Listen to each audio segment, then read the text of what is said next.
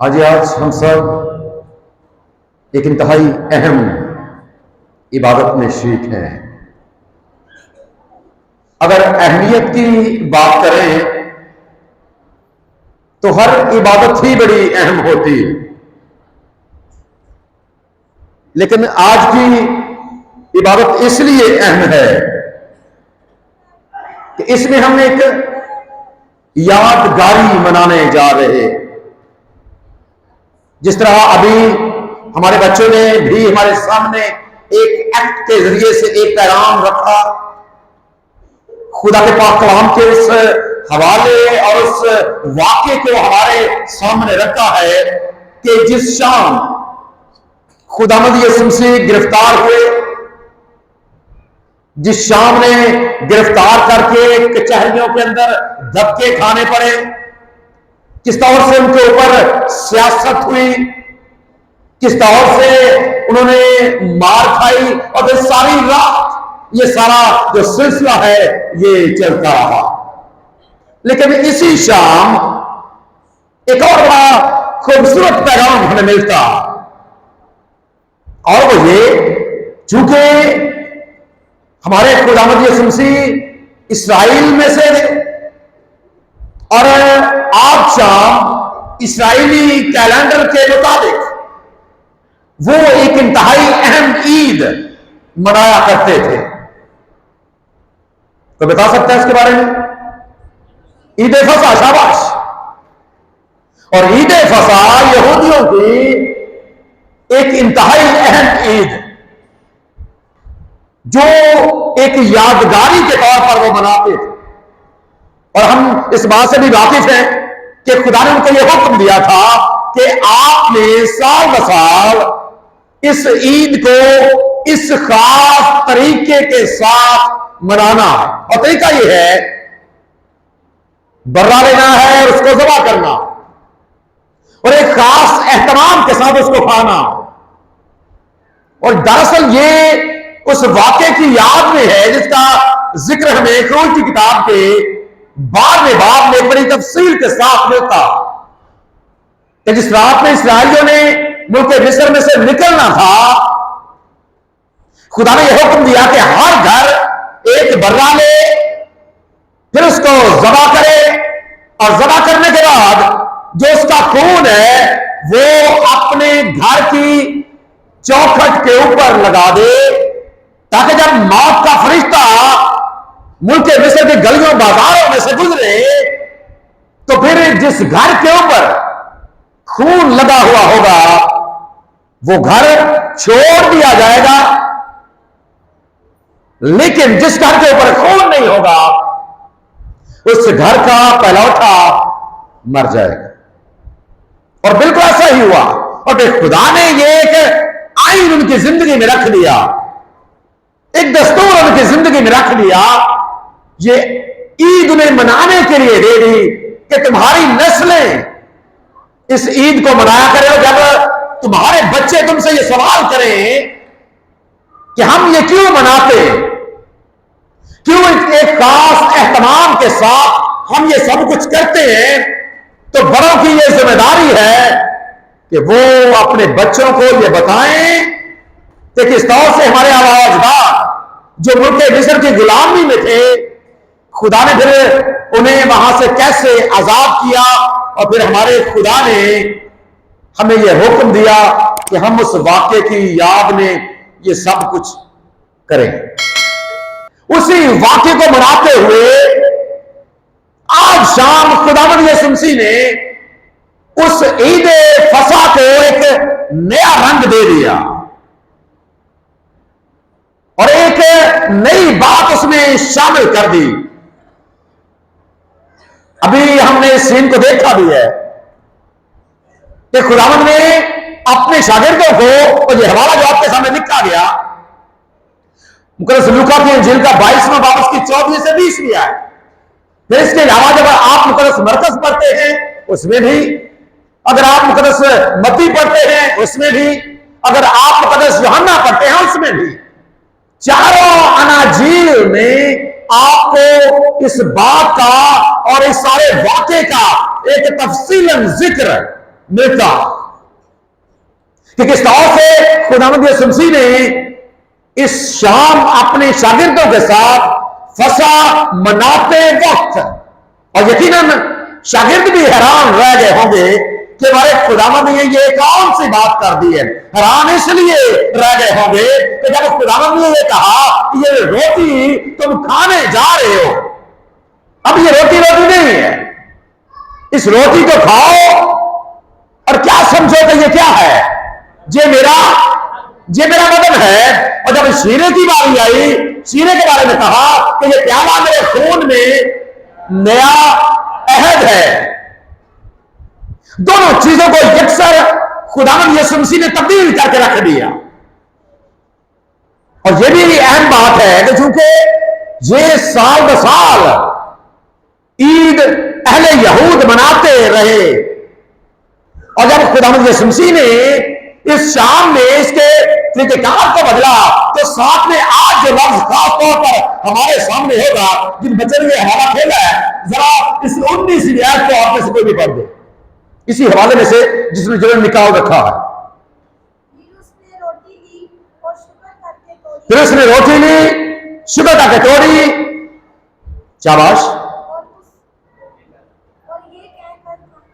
और ये कहकर उनको दी कि ये मेरा बदन है जो तुम्हारे वास्ते दिया जाता है। आगे, मेरी यादगारी के लिए, जो अहम बात जिस पर आज हम गौर करने जा रहे हैं, मेरी यादगारी के लिए क्या करो, मेरी यादगारी के लिए यही किया करो।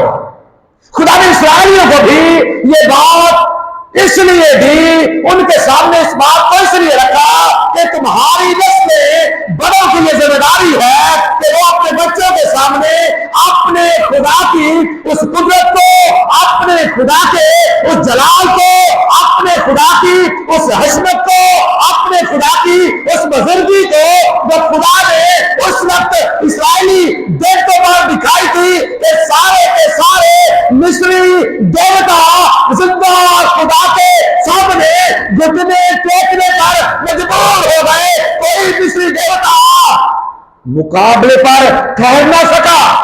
10 आफत आए लेकर इसमें, और हर आफत के पीछे उनका देवता था, और उसको शिकस्त देने के लिए खुदा ने यह तरीकेकार अपनाया ताकि मिस्री भी जान जाए और इस्राएली भी जान जाए कि दुनिया में और इस कायनात में अगर कोई खुदा है तो वह सिर्फ और सिर्फ का प्रभुत्व जिंदा आसमानी इस कायनात का खालिक और मालिक खुदा, सिर्फ एक।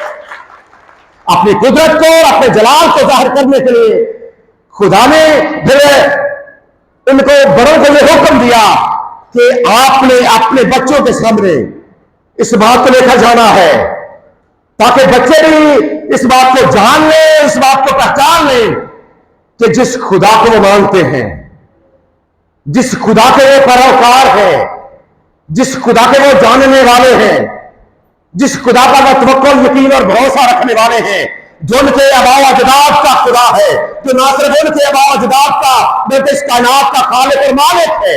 जिस तरह हम अपने अकीदे में दोहराते भी हैं कि मैं ईमान रखता हूं खुदा का मुतलक मौत पर कि उसकी मानंद दूसरा कोई नहीं है, जो खालिक भी हो, जो मालिक भी हो और जो राज़िक भी हो।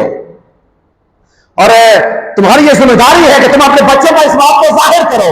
अब खुदावंद यीशु मसीह ने यहां पर ये लफ्ज इस्तेमाल करके कि मेरी यादगारी के लिए ये किया करो। क्या करो जी? मेरी यादगारी के लिए। ये से मुराद क्या है? ये रस्म, ये से मुराद क्या है? खुदा ने उस वक्त कहा था कि आपने ये करना है, इस तरीके के साथ ईद फसह मनानी है ताकि तुम्हें ना भूले कि किस तरह से तुम्हारे आबाद मिस्र की गुलामी में से आजाद हुए, और खुदा ने किस तरह से अपनी कुदरत और अपने जलाल, अपनी हशमत, अपने बुजुर्ग को जाहिर किया कि बात पहले उसी बात की जानब लेकर जाती। कह खुदावंद यीशु मसीह ने भी ये बात कर दी। अब बात उस वक्त की है जब रोटी देकर ये कहा कि ये मेरा बदन है, ये तुम्हारे लिए दिया जाता है, इसके बाद प्याले के बारे में कहा कि ये प्याला मेरे उस अहद पे खून है, ये मेरा ये शिया नहीं है, ये मेरा वो अहद का खून है जो तुम्हारे लिए बहाया जाता। इसका मतलब यह है कि इस्राएली याद करते थे कि बर्रे ज़बा हुए, इस्राएली याद करते थे कि बर्रों को हलाल किया गया, उनका जो खून है वो दरवाजों के ऊपर लगाया गया और हम बाहसियत कौम बच गए।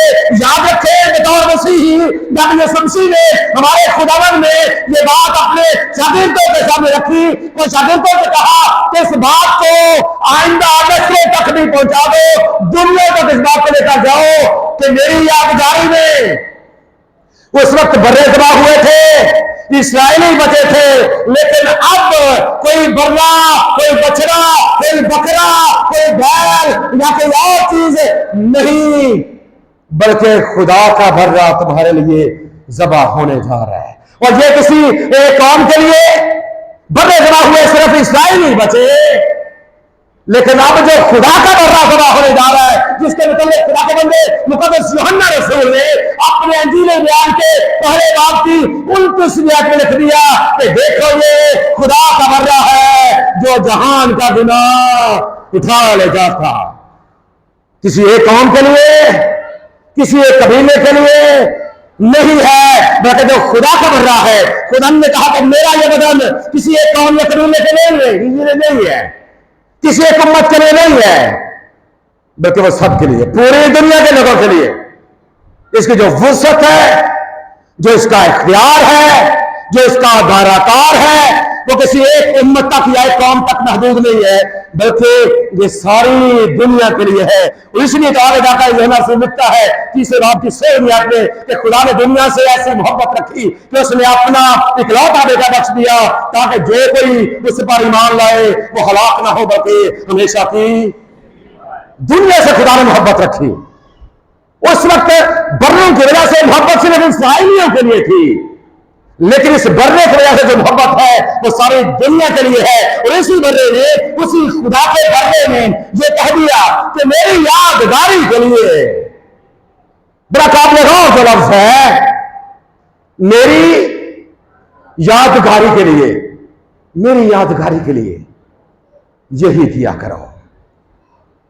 अब जो लफ्ज यादगारी है यह हमें पाबंद कर रहा है। यादगारी जो लफ्ज है ना, ये हमें क्या कर रहा है जी? पाबंद कर रहा है। किस बात के लिए पाबंद कर रहा है? किसी बात के लिए याद रखने ये पाबंद कर रहा है। मेरी यादगारी, अब मेरी से मुहम्मद खुदा शमसी की जुबान मुबारक के लफ्ज है। मेरी यादगारी, याद बड़ा एक अहम लफ्ज है जो हम अपनी रोजमर्रा जिंदगी में हम इसका बड़ा इस्तेमाल करते हैं। याद लफ्ज क्या है जी? याद इस्तेमाल करते हैं इस लफ्ज को। हम अपने प्यारों से अक्सर ये बात करते हैं, आपने भूलना नहीं है, मुझे याद रखना है। क्या करना है जी? मुझे भूलना नहीं, मुझे क्या करना है? मुझे याद रखना है, मुझे याद रखना है। कई कहते हैं मुझे अपने दुआओं में याद रखना, कोई कहते हैं टेलीफोन पर। देखिए आजकल तो वैसे भूलने का मसले नहीं है कि जट से राबता हो जाता है, लेकिन याद रखिए जो याद लफ्ज है इसका मतलब है अपने जहन के अंदर किसी बात को रख लेना। याद का मतलब क्या है जी? अपने जहन के अंदर, अपने ख्यालों के अंदर, अपनी सोचों के अंदर किसी बात को रख लेना।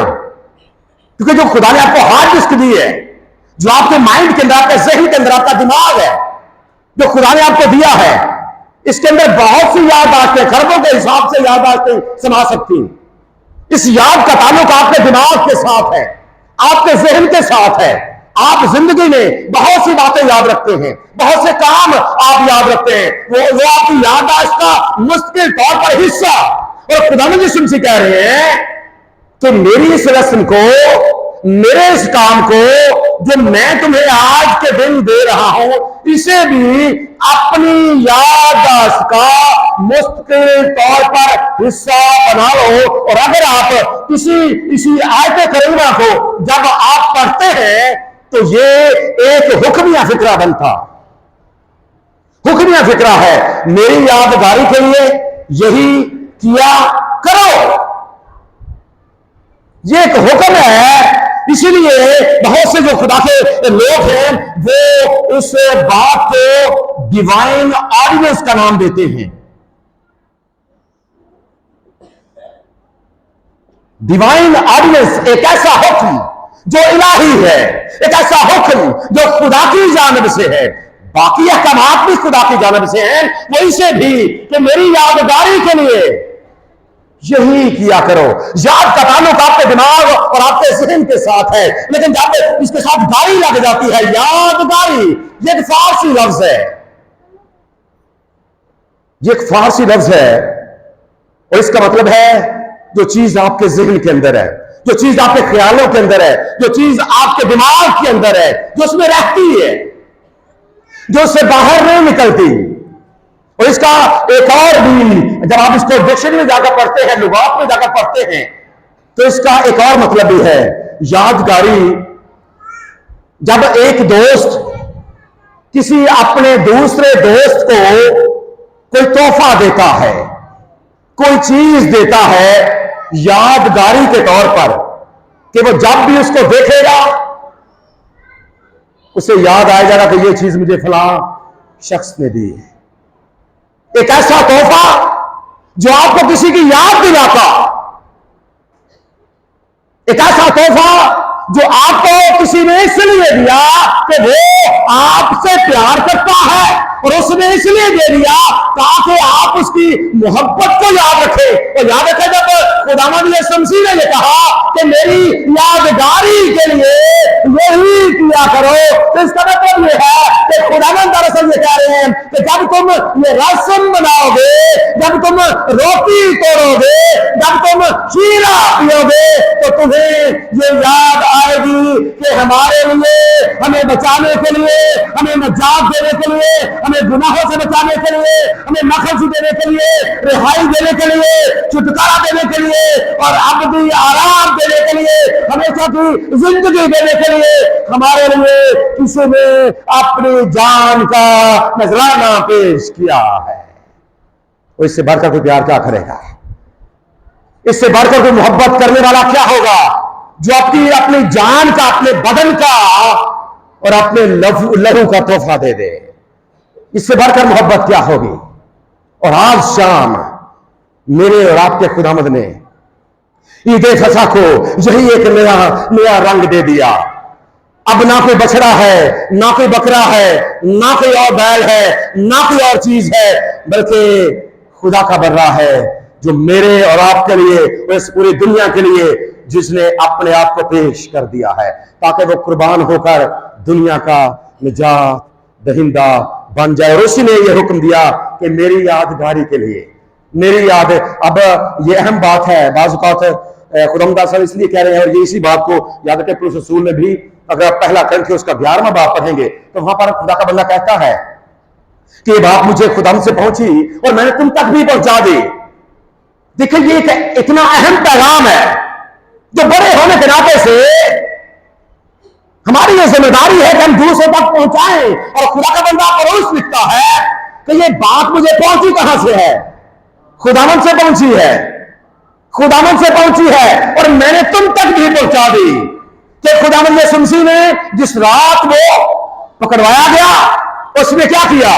रोटी ली, शुक्र करके तोड़ी, शागिर्दों को दी और उनसे कहा, लो खाओ, ये मेरा बदन है। और इस तरह उसने खाने के बाद प्याला ये कहकर लिया कि ये प्याला मेरे खून में नया ऐड है। जब कभी पियो मेरी यादगारी के वास्ते, क्योंकि जब कभी तुम ये रोटी खाते और उस प्याले में से पीते हो तो खुदावंद की मौत का इजहार करते हो जब तक वो, इसका मतलब उसकी दूसरी आमद तक उसके मानने वाले, उसके पैरोकार जो उसकी जात पर ईमान, यकीन और भरोसा रखते हैं, वो इसी ईमान के साथ, इसी जज्बे के साथ, इसी आज़म के साथ कि जब तक वो हमें लेने के लिए नहीं आ जाता, हमने उसके इस हुक्म की यादगारी को मनाते रहना है ताकि उसकी कफारा बख्श मौत को कभी ना भूले कि वो मेरे गुनाहों को लेकर सलीब के ऊपर चढ़ गया। उसने मेरी खातर ये सब कुछ बर्दाश्त किया और उसने मेरी खातर मार खाई, मेरी खातर उसने कोड़े खाए, मेरी खातर उसके हाथों पांव के अंदर तेल ठोंक दिए गए, मेरी खातर उसकी पसली में नेजा मार दिया गया, मेरी खातर उसने अपने सर के ऊपर कांटों का ताज पहना और मेरी खातर वो सलीब के ऊपर लटक गया और मेरी खातर उसने मौत, बल्कि सलीबी मौत मेरी खातर, ताकि ना भूले इस बात को, ना भूले इस बात को हम। इसलिए खुदा ने कहा कि मेरी यादगारी के वास्ते, ताकि हमें याद, हां बतौर ईमानदार हमें कभी भूलना नहीं चाहिए। हालांकि ये बात खटकती है कि क्या ईमानदार को वाकई ये बात याद दिलवानी पड़ती है तो इसने ये करना है। याद रखिए बतौर ईमानदार हमें कभी भूलना नहीं चाहिए, और अगर भूल जाते हैं इस बात को तो फिर इसका मतलब यह है कि हमारे ईमान में कहीं ना कहीं कमी जरूर। तो कभी ना भूलें, मत भूलें, इसलिए कि इसकी इंतहाई, क्योंकि जब तक आप इसमें शिरकत नहीं करते, कई लोग ये कहते हैं जैसी तो इतने गुनाहगार है, मैं तो इस लायक ही नहीं।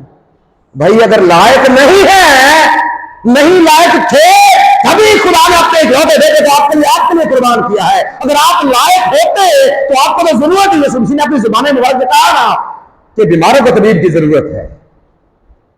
अगर आप थे ठीक तो उसे तो मरने की जरूरत नहीं थी, उसकी मौत की तो कोई ऐसी बात ही नहीं थी। अगर आप इस लायक नहीं हैं तो इसका मतलब यह है कि आपको फिर इसमें शिरकत करनी चाहिए और साथ अपने खुदा का शुक्र भी अदा करना चाहिए कि खुदा मैं तेरा शुक्र करता हूं, मैं तेरा शुक्र करता हूं तेरे इकलौते बेटे के लिए जिसने मेरी खातर ये सब कुछ बर्दाश्त किया है, मेरे गुनाहों की खातर ये सब कुछ बर्दाश्त किया। तभी जाकर याद रखें जब आप इसको मनाते हैं, हां हमारा ये इस बात का ईमान है कि किसी रस्म में निजात नहीं है, लेकिन याद रखें ये आपके ईमान का इजहार है, ये आपके ईमान का इजहार है। ये रस्म जो है आपके ईमान का इकरार है, ये रस्म कि हाँ वाकई ये जो रोटी जब मैं तोड़ता हूं, क्योंकि हमें ये इब्तदाई कलीसिया ही से जब खुदा ने ये रस्म मुकर्रर कर दी, मुर्दों में से जी उठने के बाद जब खुदाम दोबारा से मुलाकात का सिलसिला खत्म हुआ और मुलाकातें करने के बाद खुदाम दोबारा से फिर अपने शागिर्दों को ये हुक्म दे गए कि सारी दुनिया के सामने जाकर इंजील की मुनादी करो। अमाल की किताब हमारे सामने जिस तारीख को रखती है, दूसरे बाब ही से हमें शागिर्द इस रस्म को मनाते हुए नजर आते हैं। जब आप दूसरा बाब पढ़ते हैं अमाल की किताब का तो उसमें आप देखते हैं कि किस तरह से शागिर्द इस रस्म को मनाने में मसरूफ हैं। फिर उसके बाद दाई कलीसिया के लोग पहले तो वो हर रोज, फिर हफ्ता भर पहले, फिर वो हफ्ते के पहले दिन जमा होना शुरू हो गए। फिर आज जो कलीसियाएं हैं वो इस रस्म को महीने में एक बार, कई लोग साल में एक बार, कई लोग हर हफ्ते, एक जैसे जैसे उनकी तरतीब है, लेकिन वो याद जरूर करते हैं और मकसद सिर्फ एक है, अपने खुदावंद की मौत को, कफारा बख्श मौत को याद करना कि किस तौर से उसने अपनी मोहब्बत का इजहार, इकरार मेरे लिए किया और मेरे गुनाहों को लेकर सलीब के ऊपर कुर्बान हो गया। एक अहम और बड़ी बात है वो ये, इसके लिए एक बड़ा अहम लफ्ज इस्तेमाल होता है, क्योंकि हम जो मसीही लोग हैं इसे पाक रस्म कहते हैं। ये जो रस्म अभी आज खुदा ने मुकर्रर की है, जिसे थोड़ी देर के बाद हम मनाएंगे और हर महीने हम उसकी याद ताजा करते हैं, इसे पाक रस्म कहा जाता है।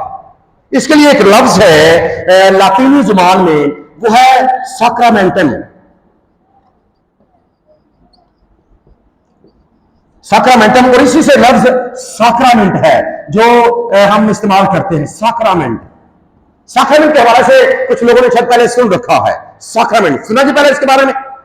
सैक्रामेंट, जितने भी पाक रसूमात हैं जिन्हें हम अदा करते हैं उन्हें सैक्रामेंट कहा जाता है, और यह बुनियादी तौर पर लातीनी लफ्ज है सैक्रामेंटम, और इसका जो मतलब है, इसका मतलब है अहद लेना।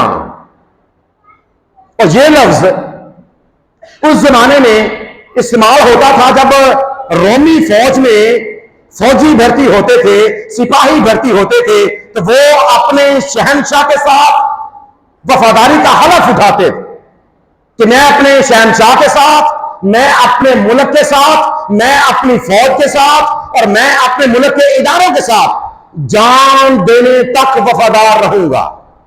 जो अहम बात थी इसमें, इस साक्रामेंट में, वो ये थी कि सिपाही ये हालत उठाते थे कि हम इस अहद पर, जो आज मैं ये अहद ले रहा हूं, मेरी जान तो जा सकती है, लेकिन मैं अपने इस अहद से पीछे नहीं हटूंगा। मैं अपने इस अहद से कभी पीछे, मैं अपने मुल्क के साथ, अपने शहंशाह के साथ, अपने मुल्की इदारों के साथ, मैं वफादारी के साथ अपनी जान देने तक मैं वफादार रहूंगा। याद रखें, फिर यही लफ्ज मसीहत में आया और उन सैक्रामेंट्स के लिए इस्तेमाल होने लगा। यह भी अहम बात है कि जो कलीसिया, आलमगीर कलीसिया है, जिनमें जो रोमन कैथोलिक चर्च है, वो 7 सैक्रामेंट को मानते हैं, 7 सैक्रामेंट को। लेकिन जो प्रोटेस्टेंट हैं, वो 2 सैक्रामेंट को मानते हैं, जिनमें एक अशायर बानी है और एक बपतिस्मा है। चूंकि दोनों खुदावंद यीशु मसीह ने खुद भी लिया और अशायर बानी भी उसने खुद मुकर्रर की, इसलिए इन दोनों को डिवाइन सैक्रामेंट या इनको पाक रसूमात कहा जाता है। और याद रखें, ये भी अभी कुछ देर के बाद हम भी उन बच्चों से अहद लेंगे जो पहली बार इसमें शिरकत करेंगे। यकीनन जब आप भी शामिल होना शुरू हुए थे तो आपने भी इस अहद में शिरकत की थी, लेकिन अगर ध्यानदारी की बात करें तो मेरे ख्याल में ज्यादातर वो लोग हैं जो इस अहद को भूल गए कि उन्होंने क्या अहद लेकर वो इस शायर बानी में शरीक होना शुरू हुए थे। यादगारी तो हम करते हैं, खुदावंद ने क्या दिया कि मेरी यादगारी के लिए ये किया करो, लेकिन याद की अहम बात यह है कि आप यादगारी भी बनाएं और साथ ये भी याद करें कि जब मैं पहली बार शरीक हुआ था, शरीक हुई थी, मैंने क्या अहद अपने खुदा के साथ किया था, और क्या मैं वाकई उस अहद पर कारबंद हूं? क्या मैं वाकई अपने खुदा के साथ वफादार हूं? क्या मैं वाकई अपने मसीह के साथ वफादार हूं? क्या मैं वाकई अपने चर्च के साथ वफादार हूं? क्या मैं वाकई अपनी कलीसिया के साथ वफादार हूं? क्या मैं वाकई अपने उसी ईमान पर जिसके बारे में मैंने कहा कि मैं जान देने तक वफादार रहूंगा? क्या कभी याद किया है हमने उस अहद को? और आज शाम जरूर है कि हम उसको याद करें। आज शाम जरूर है कि हम अपने ज़हनों में इस बात को लेकर आए, क्योंकि जब तक वफादारी आपके अंदर नहीं है, इसलिए यीशु मसीह ने भी कहा था कि जान देने तक वफादार है तो मैं तुझे जिंदगी का ताज पाने के लिए जरूर है कि आप जान देने तक वफादार रहे। जरा याद करें उस अहद को। शरीक होते हैं, और अपने रसूल ने तो यह भी कह दिया पहले तिमुथियुस के 11वें बाब में कि जो कोई नामुनासिब तौर पर, जो कोई जी नामुनासिब, वो सजा पाएगा। इसलिए जरूर जब आप इसमें शिरकत करते हैं, टटोलें जरूर अपने आप को, याद करें अपने उस अहद को जो आपने कभी खुदा की हुजूरी में किया था, उस वफादारी को। और इसके याद रखें, 2 पहलू हैं, क्योंकि जब हम किसी सैक्रामेंट की बात करते हैं तो इसके 2 पहलू होते हैं। एक वो जो नजर आता है, 2 चीजें इसके बारे में, क्योंकि जब हम रस्म ये मनाते हैं ना, यीशु मसीह ने क्या किया था? रोटी ली, शुक्र का कटोरी और अपने शागिर्दों को दी और उनसे कहा, लो खाओ, ये मेरा क्या है? रोटी। वो जो नजर आ रही है, नजर तो रोटी आ रही है, लेकिन याद रखें हम जो ईमानदार हैं उसे महज रोटी समझ कर नहीं लेते। जो अंदर की बात है हम उसे रोटी समझकर, और अगर आप उसे रोटी ही समझ कर लेते हैं तो इसका मतलब यह है कि कोई गलबात नहीं। शीरा जब आप लेते हैं, खुदावंद यीशु मसीह ने कहा कि ये मेरे खून में नया अहद है, इसका मतलब है कि नजर आता है वो तो शीरा है, लेकिन जो अंदर की बात है वो ये कि ये दरअसल शीरा नहीं है, बल्कि ये क्या है? मसीह का बदन है, उसका खून है जो मेरे लिए बहाया गया, जो मेरे लिए दिया गया। तो ये दोनों चीजें, ये याद रखें, दीदनी निशान है। रोटी और शीरा ये दीदनी निशान है खुदावंद यीशु मसीह के बदन और उसके लहू के, जो मेरे, आपके लिए और हम सब के लिए और पूरी दुनिया के लिए दे दिया गया। सलीब के ऊपर जो कुर्बानी हुई, जहां तक ये इजहार है, आउटर साइन है, ये इनर जो, इसीलिए एक शख्स ने बड़ी प्यारी बात लिखी कि ये आउटर साइन है, outer science of inner grace. जो अंदर है, इनके अंदर जो फजल है, बज़ाहिर ये रोटी और शीरा है, लेकिन जो इसके अंदर की बात ये है, जो उस फजल की अलामत है जो खुदा ने आप पर किया है, क्योंकि हम तो इस लायक नहीं थे और खुदा ने अपने इकलौते बेटे को हमारे लिए कुर्बान कर दिया। जी याद दिलाती है ये चीजें आपको, तो याद रखें बतौर मसीही हमारे खुदाम ने हमें यह हुक्म दिया है, आज खुदाम की इस बात को अपने पल्ले बांध ले कि जब तक, पहली बात तो यह है कि मैंने अपने उस अहद को याद रखना है जो मैंने उठाया। दूसरी बात यह है कि मैंने उसकी इस यादगारी को, जब तक मेरी जिंदगी है इस जमीन पर, मैंने उसकी इस यादगारी को मनाते रहना है और फिर इसी ईमान पर कारबंद भी रहना है, ताकि याद रखें हम उस जगह को हासिल कर सकें, हम उस फजल को वाकई हासिल कर सकें, हम वाकई खुदाम की हजूरी में पहुंच सकें, हम वाकई उस हमेशा की जिंदगी के वारिस बन सकें जो खुदा हमें देना चाहता है और जिसके लिए बड़ी बड़ी खूबसूरत बात लिखी है खुदा के पाक कलाम में। जब आप पढ़ते हैं मुकद्दस मत्ती रसूल का अंजीली बयान, करा निकाले जिस हवाले को, मत्ती रसूल का अंजीली बयान है, इसका 25वां बाब है। याद रखें, जब आप इसी ईमान पर, जब आप ये हलफ उठाते हैं, इसी ईमान पर कायम रहते हैं, कायम रहकर अपनी जिंदगी गुजारते हैं, तो आपको आखिरत में एक दावत दी जाएगी। अब दावत दी जाती है कि लो खाओ ये मेरा बदन, लो पियो ये मेरा लहू। अब खाने की दावत दी जाती है, पीने की दावत दी जाती है, फिर साथ में यादगारी करने की दावत दी जाती है, साथ में याद रखने की बात की जाती है, साथ में वफादार रहने की बात की जाती है। और अब अगर आप वाकई इस पर कारबंद रहते हैं और इसी ईमान में रहकर आप अपनी जिंदगी गुजारते हुए अपनी जिंदगी की आखिरी सांस तक आप कायम रहकर जाते हैं, तो आखिरत में आपको एक दावत दी जाएगी। दावत क्या है जी? निकाला किसी ने जी? 25वां बाब 34वीं आयत, 34वीं आयत, शाबाश।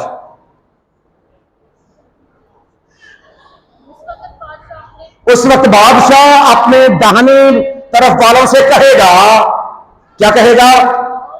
आओ मेरे बाप के मुबारक लोगों, उस बादशाही को मिरास में ले लो जो बनाए आलम से पेशतर तुम्हारे लिए तैयार की गई।